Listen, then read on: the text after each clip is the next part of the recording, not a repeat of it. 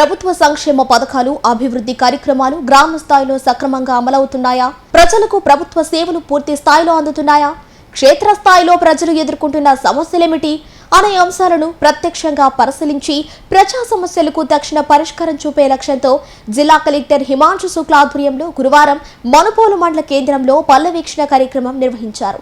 Sarvepalli MLA Somireddy Chandramohan Reddy జిల్లా అధికార యంత్రాంగం పాల్గొని గ్రామంలోని వివిధ ప్రభుత్వ సంస్థలు అభివృద్ధి పనులు సంక్షేమ కార్యక్రమాలను క్షేత్రస్థాయిలో పరిశీలించడంతో పాటు ప్రజలతో ముఖాముఖిగా మాట్లాడి వారి సమస్యలను తెలుసుకున్నారు. ఈ ప్రాంతంలో కానీ పెడితే మాకు సైట్ కూడా మేము ఏర్పాటు చేస్తాం సార్. ఇక్కడ 5 ఎకరాల పొలం కూడా ఖాళీగా ఉన్నాయి రోడ్డు పక్కనే. ఒక పాలిటెక్నిక్ కాలేజీని కూడా ఒక అవకాశాన్ని మాకు ఇవ్వవలసిందిగా కోరుతున్నాం సార్. చేయమని చెప్పి కూడా ఈ సభాముఖంగా మేము తెలియజేస్తూ ఇంత 2 మంచి కార్యక్రమాల్ని సోమిరెడ్డి చంద్రమోహన్ రెడ్డి గారి యొక్క కృషితోనే ఈ 2 డేగపూడి పంజాపల్లి కాలువ కానీ శామ్ స్టీల్ ఇండస్ట్రీ కానీ కలెక్టర్ వీళ్ళందరూ కూడా కృషి చేయడం జరిగింది. ఈ అద్భుతమైన మునుగోలు మండలానికి ఈ 2 గాని వస్తే పారిశ్రామికంగా కానీ వ్యవసాయ పరంగా కానీ 2 తాగునీరు సాగునీరు సమస్య పరిష్కారానికి ఈ 2 సమస్యలు వల్ల మనకు తీరుతాయి సార్. అందువల్ల ఎమ్మెల్యే గారు చెప్పిన వల్ల ఆయన ఓకే అన్నారు. దానివల్ల 15 గ్రామాలు 20,000 ఎకరాలు పూర్తిగా సబ్సిడీగా పండడానికి ఉపయోగం ఉంది. దాన్ని కలెక్టర్ ఆమోదించారు కాబట్టి అందరి తరఫున చేసుకోండి. ఇంపార్టెంట్ అని చెప్పి ఎస్టిమేట్ 1,70,00,000 1,65,00,000కి ఎస్టిమేట్ వేసుకొని తీసుకొచ్చారు. నిన్న అక్కడ ఐఏబీ మీటింగ్ దగ్గర కలెక్టర్ గారికి ఇచ్చాము. కలెక్టర్ గారు ఎస్ అన్నారు. అది కూడా ఏంటంటే 2 months లోపల కన్స్ట్రక్షన్ అయిపోవాలా. 2 నెలలు అంటే సీజన్. సపోజ్ మనకి దేవుడి వల్ల సంవత్సరాలకి నీళ్ళు వచ్చి మనం మొదటి పంట వేసుకోవాలని ఆ దేవుడిని కోరుకుంటున్నాం. అది జరగాలంటే ఈ 2 నెలల్లో నవంబర్లో మనం ఫస్ట్ క్రాప్కి నార్లకి నీళ్ళు ఇస్తాం. నవంబర్ కల్లా షార్ట్ టెండర్ నోటీస్ పిలవాలా. అది పూర్తి కావాలి. దానికి కలెక్టర్ గారు ఎస్ అని చెప్పి అప్రూవ్ చేశారు. నేను కలెక్టర్ గారికి కూడా థ్యాంక్స్ తెలియజేస్తాను. మండలంలోనే 2nd పాపులేషన్ విలేజ్ సార్ మనంనూరు. దానికి సచివాలయం లేక ఇబ్బంది ఉంది సార్. ప్రెసెంట్ పంచాయతీ బిల్డింగ్ అయినా కొంచెం ఏర్పాటు చేయవలసిందిగా కోరుతున్నాను సార్. తెలుగుగా ప్రాజెక్టు నిర్మించేటప్పుడు జనరల్ గా కింద 9 చెరువులు ఉన్నాయి సార్. ఆ 9 చెరువులకి సిస్టమేటిక్ గా ఏ చెరువుకి ఆ చెరువుకి నీళ్లు పోయేటట్టు సిస్టమ్ ఏర్పాటు చేసి మోడిఫికేషన్ చేసి తర్వాత డ్యామ్ కట్టాల్సింది. కానీ మా రైతులకి అంత అవగాహన లేక డ్యామ్ అయితే కట్టేశారు కానీ సిస్టమ్ కి అవసరమైన కట్టడాలు లేవు సార్.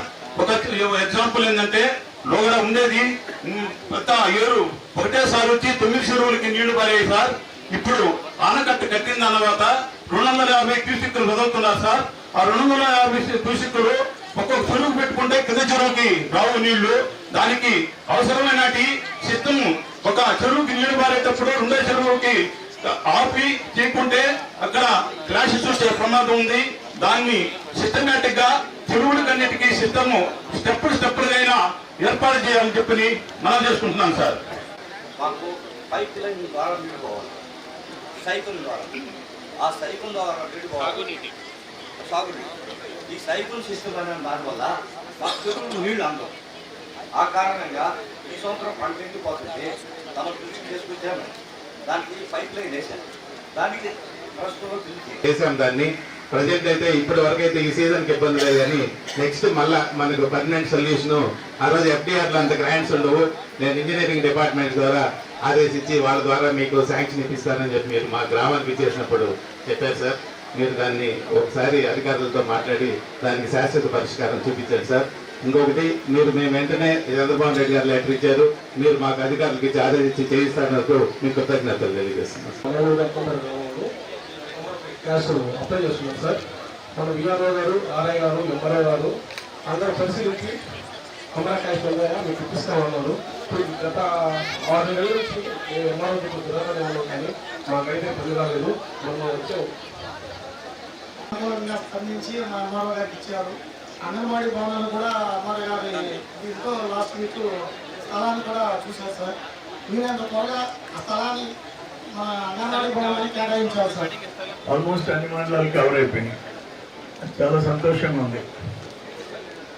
ఏంటంటే ప్రాక్టికల్ ప్రాబ్లమ్స్ కలెక్టర్ గారికి జిల్లా అధికారులు అందరూ ఇక్కడికి వస్తున్నారు కాబట్టి వాళ్ళకి కూడా వాళ్ళ నోటీసులో రిజిస్టర్ అవుతుంది. నేను చెప్పేది మన మన మండలంలో మేజర్ ఇష్యూస్ ఉన్నాయి. ఒకటి దేవిపూడి బండేపల్లి కెనాల్. అదేంటి, దానికి ఆ బండేపల్లి దగ్గర కింద ఉండే 15,000 ఎకరాలకి ప్లస్ ఇంకొక అడిషనల్ అనాథరైజ్డ్ ఆయకట్టు కలిసి పొట్టేళ్ళ కాలువ కలిసి 20,000 ఎకరాలు. దానికి ఎక్కడి నుంచి నీళ్ళు రావాలా? సోమశల నుంచి 60 కిలోమీటర్లు వస్తే సంగం బ్యారేజ్, సంగం బ్యారేజ్ నుంచి ఇంచుమించు ఒక 60 కిలోమీటర్లు వస్తే బండేపల్లి 120 కిలోమీటర్లు. అక్కడేంటి, కనుపూరు కాలువ ఫస్ట్ సంగం బ్యారేజ్ నుంచి పొదలకూరు మండలం దాటాలా, నెక్స్ట్ రూరల్ మండలం ఉండే రైతులు దాటాలా, ఆ తర్వాత వెంకటాచల మండలం రైతులు పంపింగ్ చేసుకుంటారు, నీళ్లు పెట్టేసుకుంటారు, మడవలు కట్టేసుకుంటారు. ఆ తర్వాత మునగోలు మండలంలో ఉండే మొదటి ఉండే రైతులు పెట్టేసుకుంటారు. Last island Bandepalli. దానికి మనం ఏం చేసామంటే ప్రతిసారి 120 కిలోమీటర్లు వీళ్ళందరినీ కంట్రోల్ చేసి రాత్రిళ్ళు నీళ్లు పంపింగ్ ఆపేసేసి వీళ్ళకి పొలాలు ఎండిపోకుండా చూడాలంటే చాలా కష్టం ఉంది. అప్పుడు నేనేమి ప్రపోజల్ పెట్టామంటే కండలేరు నుంచి మడవ తీస్తే పారిపోతాయి.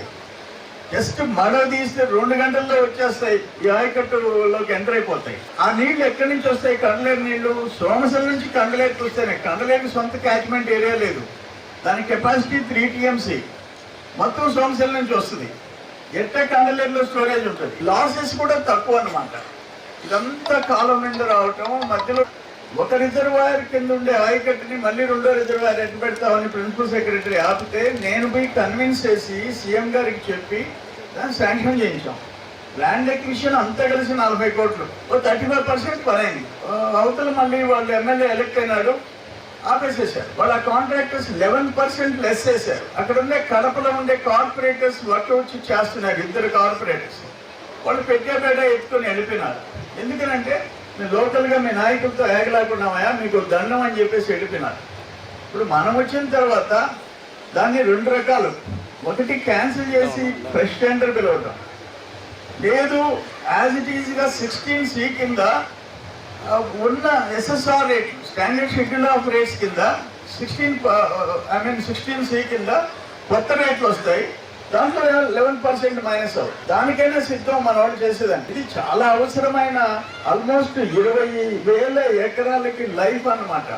హ్యాపీగా నీళ్లు పెట్టుకుంటారు. పైనుంచి పోరాటాలు ఇన్ని కిలోమీటర్లు వీళ్ళు దాని గురించి పట్టించుకోవాల్సిన అవసరం ఉండదన్నమాట. అందుకని నేను ఏమంటానంటే అది కలెక్టర్ గారు కూడా గవర్నమెంట్ దృష్టిలో పెట్టాలా. నేను కూడా సీఎం గారికి పిటిషన్ ఇచ్చినాను, అది ఎగ్జామినేషన్లో ఉంది.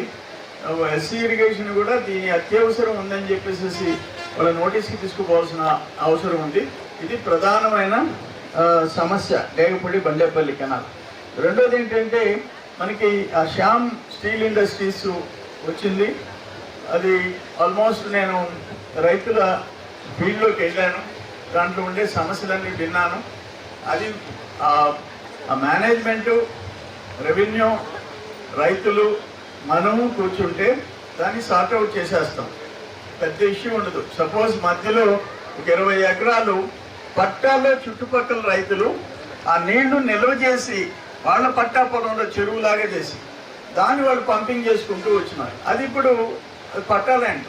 సో అది కూడా అటువంటి అక్వైర్ చేయడం ఇది తప్పనిసరి అన్నమాట. చుట్టూ పట్టా వీళ్ళు తీసుకునేటప్పుడు ఇది కూడా పట్టా ల్యాండ్, దాన్ని తీసుకోవాలా, ఒక దగ్గర వదిలిపెట్టాలా, ఒక దగ్గర ఫర్దర్గా అక్వైర్ చేయాలా.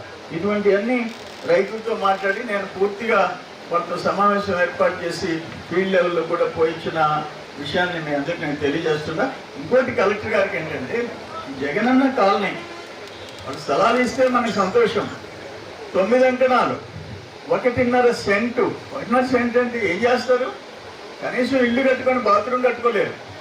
అది ఒకసారి దురదృష్టం ఆ గవర్నమెంట్ డెసిషన్. నేనేమంటాను, almost 80% of the sites vacant. వాళ్ళు మొత్తం 8,000 ఇచ్చినారు, 80% ఆక్యుపై చేయలేదు. వాటిల్లో 30-40% వాళ్ళు ఇష్టం వచ్చినట్టు ఒక్కొక్కరు 6 పట్టాలు 7 పట్టాలు పెట్టుకున్నారు. కొన్ని పట్టాలు అయితే వీళ్ళ స్టాంపులు వేసేసి సంతకాలు పెట్టి ఇచ్చేసేసినారు. అందుకని 5 మంది ఎంఆర్ఓలు ఇమ్మీడియట్గా వాటి మీద ఎంక్వైరీ చేసి ఎలిజిబుల్ వాళ్ళు వైసీపీనా, తెలుగుదేశమా, జనసేన, బీజేపీయా, నన్ ఆఫ్ అవర్ బిజినెస్, న్యాయంగా పేదవాళ్ళకి ఎంతమంది వస్తారు? సపోజ్ అక్కడ 100 ఇళ్ళు ఉన్నాయి, న్యాయంగా అర్హత ఉండే వాళ్ళు, ఇళ్ల స్థలాలు లేని వాళ్ళు, ఇళ్ల స్థలాలు కావాల్సిన వాళ్ళు 70 మంది వచ్చారు. మనం దాన్ని 9 అంకణాలు 2 సెంట్లు చేస్తాం, పర్వాలేదు. 3 సెంట్లు పనికి వస్తేనంటే 3 సెంట్లు చేసేస్తాం. గవర్నమెంట్ సీఎం గారు ఒక అనౌన్స్మెంట్ ఇచ్చాడు, ఇక్కడ నుంచి మనం రూరల్ ఏరియాలో 3 సెంట్లు 18 అంకణాలు. ఇప్పుడు ఎన్టీ రామారావు గారి టైంలో 30 అంకణాలు అంటే 5 సెంట్లు 5 ఆర్ల 30 అంకణాలు ఇచ్చేవాడు. ఆ తర్వాత 18 అంకణాలు ఇచ్చేవాడు. 18, 15 చేసినా అర్థం ఉంది, కానీ 9 అంకణాలు చేయటం దురదృష్టం. అది సరే గవర్నమెంట్ డెసిషన్. ఇప్పుడు నేను ఇక్కడ ఉండే ఆర్టీఓ గారికి ద్వారా నేను చెప్పేది ఏంటంటే, అది ఎంక్వైరీ చేయించండి. ఒక్కొక్కరు 6 ఒక కుటుంబంలో 6, 7 నా దగ్గరికి తీసుకొచ్చి సాక్ష్యాలతో కూడా చూపిస్తున్నారు. అవి రెక్టిఫై చేసేస్తే మనము ఎంతమందికి ఇవ్వగలమో అంతమందికి ఇస్తాం. At least 2 cents, 2.5 cents or 3 cents ఇచ్చేసేస్తాం. ఇల్లు ఇప్పుడు ఆల్మోస్ట్ 3-4 వేల ఇళ్ళు ఇప్పుడు మనకు శాంక్షన్ అవుతున్నాయి మన ఒక్కొక్క కాన్స్టిట్యున్సీకి. నేను ఎండీతో కూడా మాట్లాడా. అందుకని అవి కూడా మనం కట్టించుకోవాల్సిన అవసరం ఉంది. రెండోది ఏంటి, ఆ పాతిళ్ళు ఇప్పుడు రామకృష్ణ చెప్పాడు, సొసైటీ అధ్యక్షుడు చెప్పాడు, 70,000, 80,000, 90,000, ₹1,00,000 డ్రా చేశారు. దాంట్లో ఖర్చు పెట్టింది 15-20,000 ఖర్చు పెట్టారు. నేను విజిలెన్స్ ఎంక్వైరీ సీఎం గారి దగ్గరికి ఇచ్చి విజిలెన్స్ ఎంక్వైరీ వేయించాను. జిల్లాలో విజిలెన్స్ ఎంక్వైరీ వేయించాను. ఎక్కడెక్కడ ఎన్ని కోట్లు, 110 కోట్లు నెల్లూరు జిల్లాలో 110 కోట్లు అవినీతి జరిగిందని చెప్పేసి రిపోర్ట్ ఇచ్చారు. ఒక్క వెంకటేశ్వరపురం కాలనీ, కావలి కాలనీలోనే 20 కోట్లు 40 కోట్లు పోయినాయని చెప్పి ఇచ్చారు. మన ఎంప్లాయీస్ అందరు కట్టుకట్టుకుని నా దగ్గరికి వచ్చారు విజిలెన్స్ అని అంటే, నేను అడిగాను, అయ్యా వాళ్ళు జీవిత కాలం ఉండేది, ఏదైనా ఒక కాలం దువ్వే దాంట్లో జరిగితే కర్మ అనుకుంటాం, మళ్ళీ తవ్వుకుంటాం. ఆ ఇంట్లో వాళ్ళు బిడ్డలు, వాళ్ళ తల్లిదండ్రులు బతకాల పేదోళ్ళు. అటువంటి ఇళ్లలో నేను వరిగొండకి తీసుకుపోయాను కలెక్టర్ గారు. వరిగొండ కట్టిన బేస్మెంట్ పైనుండే గోడ నేను తంతే కాలుతుందంటే పడిపోయింది. వాళ్ళు వచ్చి తనమంటే తంతే నేను పడిపోతానంటే మేము పట్టుకుంటాం భయా తన భయా అని అన్నారు గిరిజనులు. తంతే గోడ పడిపోయింది, సిమెంట్ గోడ పడిపోయింది.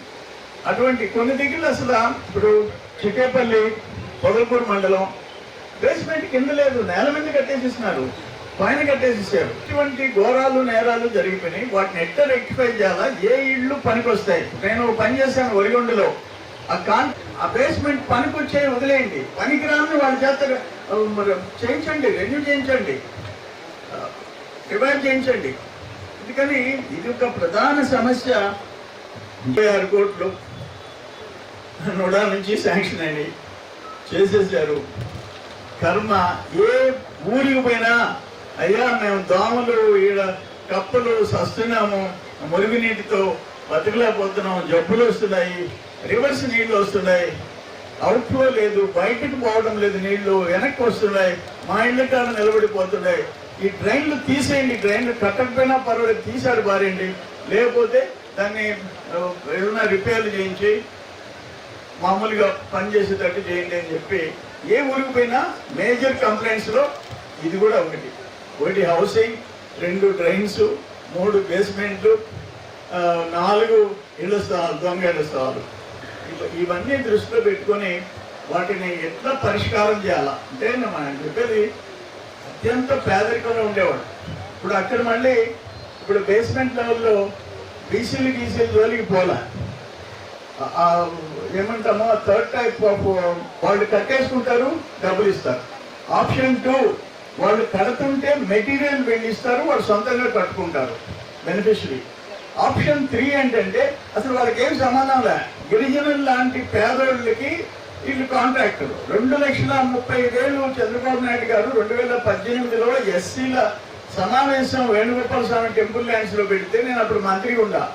పోబోయే ముందు గెస్ట్ హౌస్ లో సీఎం గారు ఒకటి అడిగారు, ఈ ఎస్సీ ఎస్టీల సభ, బహిరంగ సభలో ఏమి సలహాలు మీరు ఇస్తారు అంటే, 1,80,000 కేంద్రం 1,50,000 ఇస్తుంది, 30,000 ఎన్ఆర్ఈ చేస్తూ అడిషనల్ గా 50,000 ఇస్తే ఎస్సీలు ఎస్టీలు ఇల్లు కట్టుకుంటారు సార్, మన మిగతా వాళ్ళ మీద ఆధారపడకుండా అని చెప్తే ఆ రోజు జీవో ఇచ్చాడు. దయాస్ మీద సీఎం గారు ప్రకటించారు, 1,80,000ని 2,30,000 చేస్తున్నాను, మీరు ఇల్లు కట్టుకోండి అని చెప్పేసి. మళ్ళీ గవర్నమెంట్ మారంగానే అది 2,30,000 తీసేసి 1,80,000కి పరిమితమై రాష్ట్ర ప్రభుత్వం సొమ్ము ₹1 ఖర్చు పెట్టకుండా కేంద్ర ప్రభుత్వం ఇచ్చిన 1,50,000 కేంద్ర ప్రభుత్వం సంబంధించిన ఎన్ఆర్జీఎస్ గ్రాంట్ కలిసి 1,80,000తో ఇల్లు కట్టడం మొదలుపెట్టారు. స్థితిలో ఆప్షన్ 3లో ఇల్లు కట్టారు.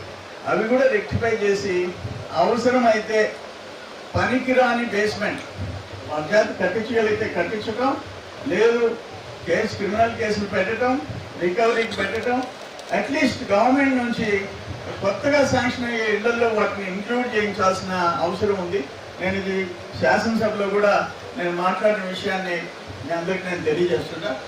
ఇవి ప్రధానమైన సమస్యలు.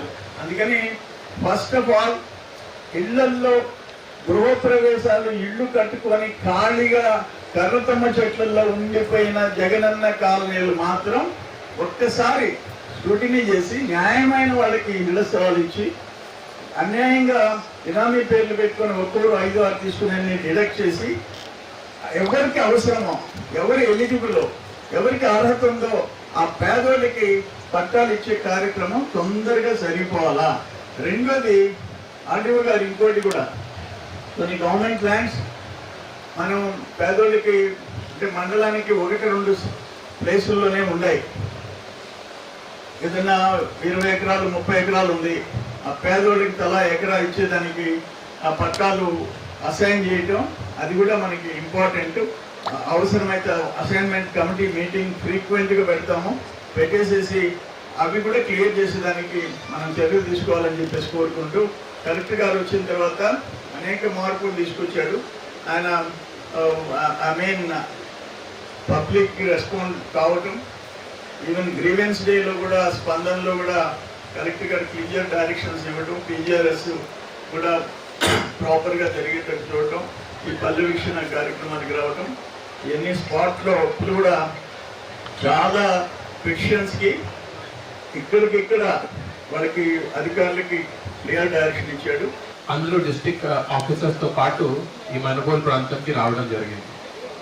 పొద్దున ఇక్కడ వచ్చి మీ అందరికీ తెలుసు జల్ ధారా జల్ హారతి ప్రోగ్రామ్, అది డీబీజీ రామ్జీ ప్రోగ్రామ్తో సమన్వయం పెట్టి చాలా చోట్ల ఈ ఫీడర్ ఛానల్స్లో, అంటే గతంలో మీరు చూసి ఉంటారు, ఈ ఫీడర్ కాల్వ నుంచి నీళ్ళు వస్తుంది, కానీ ఫీల్డ్కి వెళ్ళాలంటే ఈ ఫీల్డ్ ఛానల్స్ క్లియర్ అవ్వడం చాలా ఇంపార్టెంట్.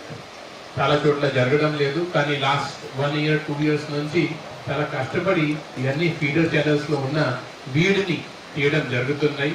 ఇక్కడే కూడా పొద్దున వచ్చినప్పుడు ఆల్మోస్ట్ 72,000 మ్యాండేస్ వర్క్ శాంక్షన్ చేయడం జరిగింది.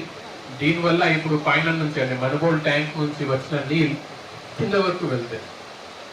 సో ఇట్లాంటి వర్క్ సరిగా జరుగుతున్నాయా జరగడం లేదు అనేది చెక్ చేయడం కూడా చాలా ఇంపార్టెంట్.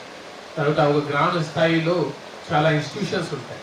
ఫర్ ఎగ్జాంపుల్ ఒక స్కూల్ ఉంటుంది, ఒక అంగన్వాడీ ఉంటుంది, ఒక సబ్ సెంటర్ ఉంటుంది, ఒకటి ఆర్ఎస్కే కేంద్రం ఉంటుంది, ఒక సచివాలయం. అక్కడే ఉన్న ఆఫీసర్స్ టైంకి వస్తున్నారా, రావడం లేదా, బట్ వాళ్ళకి వచ్చిన గ్రీవెన్స్ సకాలంలో పరిష్కారం చేస్తున్నారా లేదా, అది కూడా టైంకి మానిటర్ చేయాలి. ఈరోజు వచ్చినప్పుడు ఇవన్నీ మనం చెక్ చేయడం జరిగింది. ఆ తర్వాత ఇప్పుడు ఈ ప్రాంతంలో మీ అందరికీ తెలుసు ఎల్నినో ప్రభావం ఉంది. రాబోయే రోజుల్లో నీళ్ళు కొంచెం తక్కువ ఉంటుంది. దీనికి మనం ఈ రోజు నుంచి తయారీ చేయాలి. సో కొన్ని చోట్ల వరికి నీళ్ళు ఇవ్వగలుగుతాము, కొన్ని చోట్ల వరికి నీళ్ళు ఇవ్వలేని చోట మనం భూమి ఖాళీ వదలకూడదు. అక్కడ కనీసం మన ఏదో వాటర్ క్రాప్ కానీ ఏదో పెట్టాలి. దీనికి సంబంధించిన అగ్రికల్చర్ డిపార్ట్మెంట్ ఒక జిల్లా వ్యాప్తంగా ఒక పద్ధతి ప్రకారం వెళ్తున్నారు. ఈ రోజు కూడా వాళ్ళు వచ్చి ఇక్కడ ఉన్న ఆదర్శ రైతుతో, ఛాంపియన్ ఫార్మర్తో మాట్లాడడం జరిగింది. వాళ్ళ ద్వారా మిగతా ఫార్మర్స్కి ఒక సెన్సిటైజేషన్ ప్రోగ్రామ్ పెట్టడం జరిగింది. సో దీంతో పాటు ఇప్పుడు యానిమల్ హస్బెండరీ శాఖ వాళ్ళు కూడా ఇప్పుడు SSS కింద చాలా వరకు ఎలా ప్రొడక్టివిటీ పెంచుకోవాలి అనేది ఒక ప్రోగ్రామ్ పెడుతున్నారు. సో ముఖ్య ఆలోచన అంటే గవర్నమెంట్ అంటే రాష్ట్ర స్థాయిలో కొన్ని స్కీమ్స్ తీసుకొని వచ్చారు. దీన్ని జిల్లా లెవెల్లో, మండల్ లెవెల్లో, గ్రామ స్థాయిలో అమలు జరుగుతున్నాయి. ఆ అమలు సరిగా జరుగుతున్నాయా లేదా అది చెక్ చేయడం కూడా చాలా ఇంపార్టెంట్. సో ఈ ప్రోగ్రామ్కి ఫస్ట్ భాగం అది. ఎక్కడ వెళ్ళినా అది సక్రమంగా జరగడం లేదనేది చెక్ చేయడం జరుగుతుంది. రెండోది, ప్రతి గ్రామంలో సమస్య ఉంటాయి. 70 సంవత్సరాల నుంచి సమస్య ఉన్నాయి. గ్రామం సమస్య ఉంది, ఇండివిజువల్ సమస్య ఉంటాయి. ఒక 1 by 1 దీన్ని సాల్వ్ చేయాలి. ముందు గ్రామంలో ఉన్న సమస్యని ప్రయారిటీగా టేకప్ చేసుకొని వాళ్ళని ఫస్ట్ అడ్రస్ చేయాలి మన ఆలోచన. సో దీనికి సంబంధించిన ఆల్రెడీ ఎమ్మెల్యే గారు మీతో మాట్లాడారు. మీ అందరికీ తెలుసు, ఇప్పుడు భారతదేశంలో పెద్ద సమస్య అంటే జాబ్స్. నాకు యూత్కి జాబ్ రావాలంటే గవర్నమెంట్ కొంత జాబ్ ఇస్తుంది. ఫర్ ఎగ్జాంపుల్ డిఎస్సి ప్రకారం 16,000 మందికి జాబ్ ఇవ్వడం జరిగింది. కానీ గవర్నమెంట్ జాబ్ ఇవ్వడం అనేది కొంతవరకే. ఇప్పుడు రాబోయే రోజుల్లో జాబ్స్ రావాలంటే ప్రైవేట్ సెక్టర్ నుంచి జాబ్ వస్తాయి. సో మీ అందరికీ తెలిసిన విషయం, ఈ మనుగోలు ప్రాంతంలో ఒక పెద్ద స్టీల్ మ్యానుఫ్యాక్చరింగ్ కంపెనీ వస్తుంది, శ్యామ్ స్టీల్ కంపెనీ. ఇది ఈ ప్రాంతంకి రావడం అనేది మీ ఎమ్మెల్యే గారు చాలా కృషి పెట్టారు. ఎందుకంటే మనుగోలు ప్రాంతంలో భూమి ఎంత చీప్గా కాదు, కొంత ఎక్స్పెన్సివ్గా ఉంటుంది. మామూలుగా పరిశ్రమ ఏ ప్రాంతంలో వస్తుంది, ఎక్కడ భూమి 2 లక్షలు 3 లక్షలు 5 లక్షలు ఉంటే వాళ్ళు అక్కడే ప్రిఫర్ చేస్తారు. కానీ ఎమ్మెల్యే గారు వాళ్ళతో లోకల్గా మాట్లాడి, మీకు ఎటువంటి ప్రాబ్లం ఉంటే నేనే ముందే ఉంటాను, నేను రైతుకి మాట్లాడతాను, రాబోయే రోజుల్లో మీకు ఏమైనా సౌకర్యాలు అవసరం ఉంటే మేము ఏర్పాటు చేస్తామన్నది వాళ్ళు మాట్లాడితే వాళ్ళకి ఒక భరోసా ఇవ్వడం జరిగింది. వాళ్ళు వేరే జిల్లాకి వెళ్ళాలని ఆలోచనతో, కానీ ఇక్కడే ఎమ్మెల్యే గారితో మాట్లాడిన తర్వాత ఆ ప్లేస్ని ఉద్దేశించి ఇక్కడే వస్తున్నారు. వాళ్ళు ఈ రాష్ట్రం నుంచి కాదు, వేరే రాష్ట్రం నుంచి, వాళ్ళు వెస్ట్ బెంగాల్ రాష్ట్రం నుంచి ఆంధ్రప్రదేశ్కి రావడం, ఆంధ్రప్రదేశ్లో కూడా నెల్లూరు జిల్లాలో మనుగోలుకి రావడం అనేది చాలా మంచి శుభ సంకేతం. ఇప్పుడు దీంట్లో కూడా కొన్ని ఇష్యూస్ ఉన్నాయి. నేను జాయింట్ కలెక్టర్ గారిని ల్యాండ్ అక్విజిషన్ ఆఫీసర్గా లాస్ట్ వీక్ నియమం చేయడం జరిగింది. జాయింట్ కలెక్టర్ గారు రాబోయే రోజుల్లో ఇక్కడ మీటింగ్ పెట్టేసి మీకు చెప్పినట్టుగా చిన్న చిన్న ఇష్యూస్ ఉన్నాయి, కొంత ల్యాండ్ యాడ్ చేయాలి, కొంత ల్యాండ్ వదిలేయాలి, ఇవన్నీ కూడా అక్కడ ఉన్న రైతుతో మాట్లాడి అది దీని మీద డిసిజన్ తీసుకోవడం జరుగుతుంది. ఆ తర్వాత ఇంకోటి ఆలోచన అంటే మంచి పని ఏం చేశారంటే, ఇప్పుడు స్కిల్లింగ్ అంటే జాబ్స్ ఇక్కడే లోకల్గా రావాలి. జాబ్స్ రావాలంటే మన వాళ్ళు కొంచెం ట్రైనింగ్ ఇవ్వాలి. సో ఇందాక స్టార్టింగ్లో ఒక పర్సన్ చెప్పారు, సార్ ఒక పాలిటెక్నిక్ ఉంటే బాగుంటుంది. సో ఇమీడియట్గా గవర్నమెంట్ స్థలం ఆల్రెడీ ఉంది, దీని మీద ఒక స్కిల్ సెంటర్ కట్టాలి. సో నేనేం ప్రపోజ్ చేస్తున్నాను, ఆ కంపెనీ వాళ్ళతో మాట్లాడి వాళ్ళ ద్వారానే స్కిల్ సెంటర్ కట్టిస్తాను. ఎందుకంటే ఎటువంటి స్కిల్స్ కావాలి వాళ్ళకి తెలుసు. ఇక్కడ మన వాళ్ళు ఉంటారు, మన వాళ్ళకి వాళ్ళే ట్రైనింగ్ ఇస్తారు, వాళ్ళే ట్రైనింగ్ ఇచ్చేసి ఎంతవరకు ఉంటే వీళ్ళు తీసుకుంటారు, లేకపోతే వేరే చుట్టూ ఉన్న వేరే కంపెనీస్కి కూడా వాళ్ళకి అవకాశం ఉంటుంది.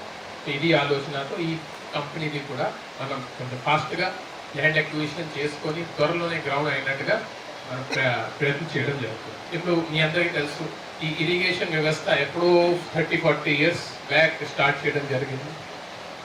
ఒక కొత్త ప్రాజెక్ట్ కట్టడం ఈజీ, కానీ దీన్ని మెయింటైన్ చేయడం కూడా చాలా ఇంపార్టెంట్ ఉంది. ఒక రైతు ఇప్పుడు వచ్చి చెప్పారు, ఒక యూటీ పూర్తిగా పోయింది. సో దీనికి సంబంధించిన 1,67,00,000 అవసరం ఉంది. కానీ దీనివల్ల 10,000 ఎకరాలకి లాభం జరుగుతుంది. ఇది చాలా మంచి ఆలోచన. డిస్ట్రిక్ట్ లెవెల్లో ఎక్కువ డబ్బు ఉండదు, కానీ ఎమ్మెల్యే గారు నేను ఇద్దరు మాట్లాడి ఇది టేకప్ చేయడం అనేది ఇంపార్టెంట్ కాబట్టి ఈరోజు సభాముఖంగా దీన్ని శాంక్షన్ చేస్తున్నాం. ఎందుకంటే ఫస్ట్ మన కమ్యూనిటీ సమస్య, ఇండివిజువల్ సమస్య కూడా ఉంటాయి, కానీ దీనివల్ల 10,000 ఎకరాలు అంటే కనీసం 5,000 రైతుకి లాభం. ఇలా కొన్ని వర్క్ టేకప్ జరుగుతున్నాయి. ఇందాక ఎమ్మెల్యే గారు చెప్పినట్టుగా దేవిపూడి బండేపల్లి కాలువ 35% వర్క్ మాత్రమే జరిగింది, మిగతా చేయాల్సింది. నేను కూడా సెక్రటరీ ఇరిగేషన్తో మాట్లాడి తొందరగా దీన్ని పూర్తి చేసినట్టుగా చూడడం జరుగుతుంది.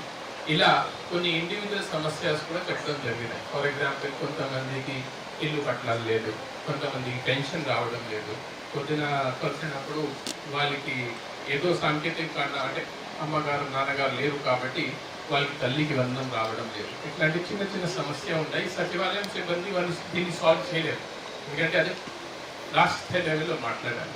అది కూడా రాసుకున్నాము. త్వరలోనే తల్లికి వందనం లాంటి ఇట్లాంటి ఎవరికి రాలేదు వాళ్ళని కూడా వచ్చినట్టుగా చూడడం జరుగుతుంది.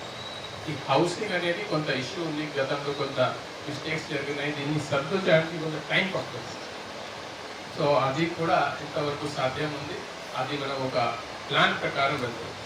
సో ఇక్కడ పల్లె వీక్షణకి వచ్చిన తర్వాత నేను చెప్పడం అనేది ఇక్కడ వచ్చి ఫస్ట్ పని సరిగా జరుగుతున్నాయా జరగడం లేదు చెక్ చేయడం, పబ్లిక్ ఇప్పుడు ఎక్కువ ఏం అడుగుతున్నారు అది తెలుసుకోవడం, తర్వాత అన్ని సమస్యలు ఇప్పుడు చాలా అవసరం ఉన్నాయి. రోడ్స్ కావాలి, డ్రైన్స్ కావాలి, కల్వర్ట్ కావాలి, ఇన్ఫ్లో కావాలి, అవుట్లెట్ కావాలి. ఇవన్నీ కలిపితే మీ గ్రామంలో కనీసం 1,000 crore అవసరం. ఇది ఒక రోజులో జరగదు, కానీ ఎంతవరకు సాధ్యం ఉంది దీన్ని ఒక ప్రయారిటీ పెట్టి మనం ఫస్ట్ నమోదు చేసుకొని రాబోయే రోజుల్లో వరుసగా సాల్వ్ చేస్తూ వెళ్తాము. ఈ గవర్నమెంట్ మీకోసం ఉంది, మీకు హెల్ప్ చేయాలి, మీకు ఇబ్బంది రాకూడదు. ఆ ఆలోచనతో అందరూ ఆఫీసర్స్ కూడా మీ దగ్గర 7కి వచ్చారంటే వాళ్ళ ఇంటి నుంచి 5:30కి స్టార్ట్ అయ్యింది. ఇక్కడ ఈ ప్రోగ్రామ్ అయిన తర్వాత ఈ ప్రోగ్రామ్ అయిపోలేదు, ఇప్పుడు వాళ్ళ పని స్టార్ట్ అవ్వదు. ఈరోజు నేను కూడా ఈ గ్రామంలోనే ఉంటాను, ఒక రూమ్లో కూర్చొని నా పని చేస్తాను. నా ఆఫీసర్స్ ఇప్పుడు ఏం చేస్తారు అనేది నేను కూడా మానిటర్ చేస్తాను. లంచ్ వరకు నేను ఇక్కడే ఉంటాను. ఇప్పుడు ఫర్ ఎగ్జాంపుల్ SCRWS గారికి కొన్ని పని చెప్పడం జరిగింది, ఈయన వెళ్ళి విజిట్ చేస్తాను. విజిట్ చేసిన తర్వాత ఇప్పుడు ఏం గ్రీవెన్స్ చెప్పారు, దీనికి ఏం సొల్యూషన్ ఉంది అది మాట్లాడి నా దగ్గర తీసుకొని రావడం జరిగింది. ఎక్కువ వర్క్ దేశీ నాయక్ గారి దగ్గర వస్తాను. ఇప్పుడు కలెక్టర్ కంటే దేశీ నాయక్ పేరు చాలా ఫేమస్ జిల్లాలో, ఎందుకంటే ఏ సమస్య సాల్వ్ చేయాలంటే దేశీ నాయక్ గారు చెప్తారు, చేస్తారనేది బాగా సర్క్యులేట్ అయింది. మీరు దయచేసి విజిట్ చేయండి. ఎంత డబ్బు అవసరం ఉంది, కొన్నిటికి డబ్బు అవసరం లేదు, కొంత లోకల్ సమస్యలు ఉంటాయి. అక్కడ ఉన్న నాయకుతో అక్కడ ఉన్న MRO MPDO మాట్లాడితే చాలా వరకు మనం దీన్ని సాల్వ్ చేస్తాం. SPDCకి సంబంధించిన కూడా కొన్ని సమస్యలు వచ్చాయి, దయచేసి అది సాల్వ్ చేయండి. DPO, PDDRDA, PDDOMA కొంతమంది శ్మశానం ఉంది, భూమి ఉంది, కానీ వెళ్ళిన దారి లేదు, వర్షాకాలంలో సమస్య వస్తుంది. సో అది మనం ఖచ్చితంగా మన దగ్గర మండల లెవెల్లో ఉన్న డబ్బుతో శాంక్షన్ చేసుకోవాలి. ఆ సమస్య ఇప్పటి వరకు MPDO గారికి లేకపోతే PDDOMA గారికి దృష్టికి రాలేదు కాబట్టి సాల్వ్ చేయలేదు. సో నా విజ్ఞప్తి అంటే ఇప్పుడు నెక్స్ట్ 1 hour 2 hours మీరు ఫీల్డ్ విజిట్ చేసుకొని నాకు 2 hours తర్వాత వచ్చి కలిస్తే నేను ఆన్ ద స్పాట్ శాంక్షన్ కూడా ఈరోజే ఇచ్చిస్తామనేది ఆలోచన. సో ఇది ఇట్లాంటి ప్రతి మండలికి ప్రతి వారం ఒకసారి అందరూ ఆఫీసర్స్ వెళ్తున్నారు, ఆల్మోస్ట్ ఒక రోజు మీ గ్రామంలో ఉంటున్నారు. మీకు ఎంతవరకు సాధ్యం ఉంది అంతవరకు మీ సమస్య సాల్వ్ చేయడానికి మాకు ప్రయత్నం. సో ఈ రోజుతో మన సర్వేపల్లి కాన్స్టిట్యున్సీ పూర్తి అయిపోతుంది, కానీ వర్క్ ఇక్కడ స్టార్ట్ అయిపోయింది. మళ్ళీ ఒకసారి ఇక్కడ రావాల్సింది వస్తుంది, రివ్యూ చేయాల్సింది వస్తుంది. ఇక్కడ వచ్చిన గ్రీవెన్స్ని సకాలంలో 1 నెల కానీ 2 నెలలు కానీ కొన్ని వర్క్ 1 వారంలో అయిపోతుంది, కొన్ని వర్క్కి 1 నెల పడుతుంది, కొన్ని వర్క్కి 3 నెలలు పడుతుంది. కానీ మనకు దృఢ సంకల్పం ఉంది, ఖచ్చితంగా ఏమేమి గ్రీవెన్స్ మా దగ్గర వచ్చినాయి ఖచ్చితంగా దీన్ని పరిష్కారం చేయాలి మా ఆలోచన.